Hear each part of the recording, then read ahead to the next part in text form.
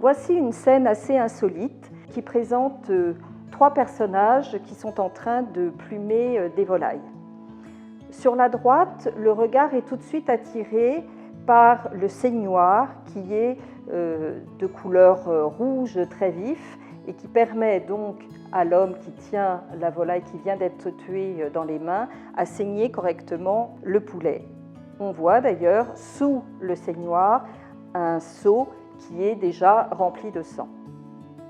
L'œil ensuite va plus sur la gauche et nous voyons une femme qui a protégé ses vêtements par un grand linge sur lequel elle a posé le poulet et elle plume avec beaucoup de fermeté. On voit ses mains qui s'agitent.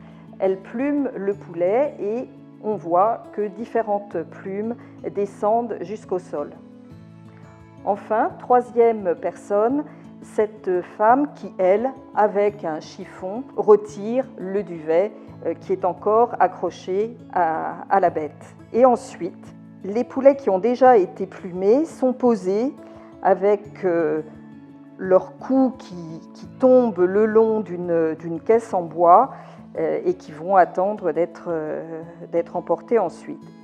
Et pour terminer cette courbe, nous arrivons sur le côté de cette caisse qui est renversée avec une bouteille et 3 verres qui, à n'en pas douter, serviront dans un délai plus ou moins long à accompagner une petite pause pour ces 3 volailleux.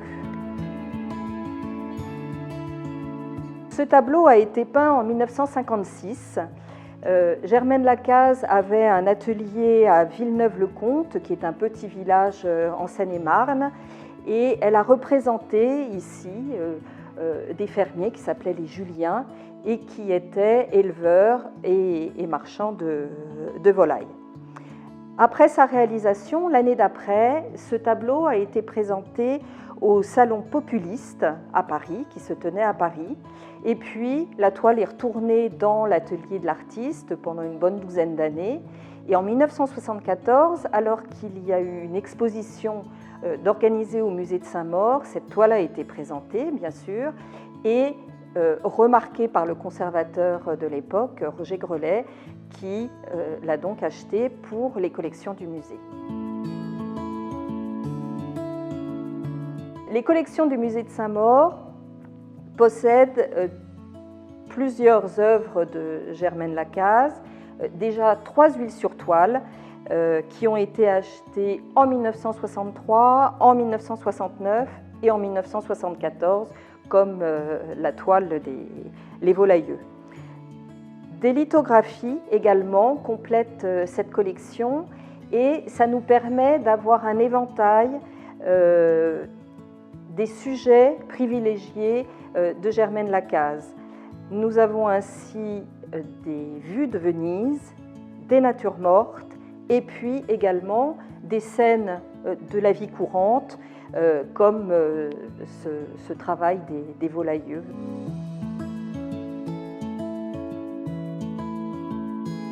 Alors, c'est une peinture qui se caractérise notamment par l'épaisseur de sa couche picturale. Germaine Lacaze travaillait beaucoup en matière, c'est-à-dire qu'elle superposait de nombreuses couches colorées en apportant beaucoup de matière à chaque passage, ce qui fait qu'on se retrouve avec une surface très accidentée, avec beaucoup d'empattements, un relief très animé.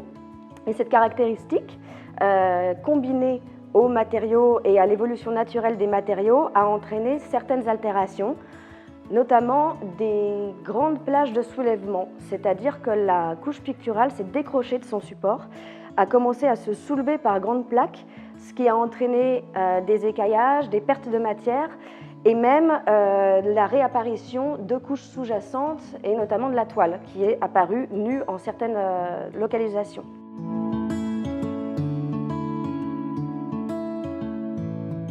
J'ai donc procédé dans un premier temps à une cartographie très précise des altérations qui se retrouvaient sur l'entièreté du motif.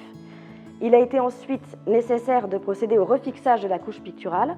J'ai donc procédé à des infiltrations d'adhésifs à l'interface entre la toile et la couche colorée afin de recréer une bonne cohésion et une bonne adhésion au sein des matériaux et entre les différentes strates de l'œuvre. Une fois la peinture stabilisée, il restait à combler et retoucher les anciennes zones lacunaires, de manière à faire disparaître visuellement les anciens accidents et à faciliter la lecture de l'œuvre.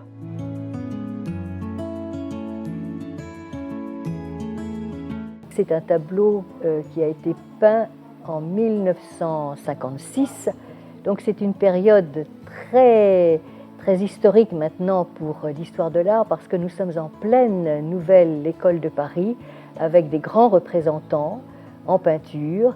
Et en ce qui concerne justement cette peinture figurative, Germaine Lacaze est au premier rang avec d'autres peintres dont j'aimerais citer les noms parce que cette toile est une toile vraiment rustique puisqu'elle représente des femmes, des fermières qui sont en train de plumer des volailles et que cette toile est à la fois rude et exigeante de par sa composition, très structurée, très construite. Eh bien, c'est un sujet qui a été choisi aussi par d'autres peintres qui étaient dans ce rapport à une vie rustique, héritée un peu de Courbet.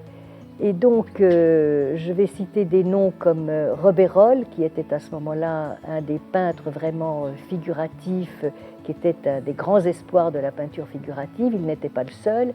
Il y avait Guerrier, il y avait Minot, il y avait Thomson, et puis il y avait Germaine Lacaze.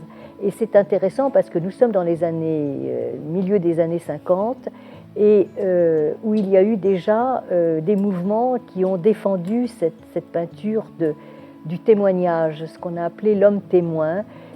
C'était un groupe justement constitué par le critique Jean Bouret, que Germaine Lacaze a connu. Donc on est vraiment là dans un mouvement artistique extrêmement ciblé, qui est entré dans l'histoire, qui est vraiment la période figurative dans ce qu'elle a de plus exigeant et de plus talentueux, j'ai envie de dire. C'est l'héritage de Gruber aussi. Il ne faut pas oublier non plus que c'est la grande époque aussi de Bernard Buffet, qui a ses sujets lui aussi très, on a dit misérabilisme, mais je n'ai pas envie d'employer ce mot parce que ça va au-delà. C'est une peinture ascétique, c'est une peinture exigeante. La différence, c'est que Germaine Lacaze, elle, est attachée à la matière et que quand vous regardez ce tableau, il est surprenant par une picturalité extrêmement rugueuse. C'est une matière qui est torturée, qui est triturée dans la pâte. Il y a des épaisseurs et c'est ce qu'elle aime. Et ces épaisseurs, elles sont faites dans la couleur pure.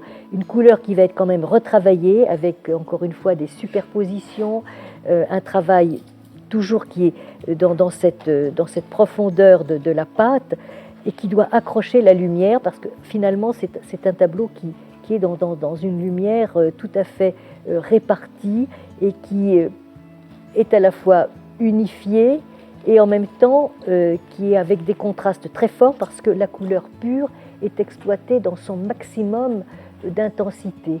Et c'est là où on sent bien l'héritage fauve de Germaine Lacaze.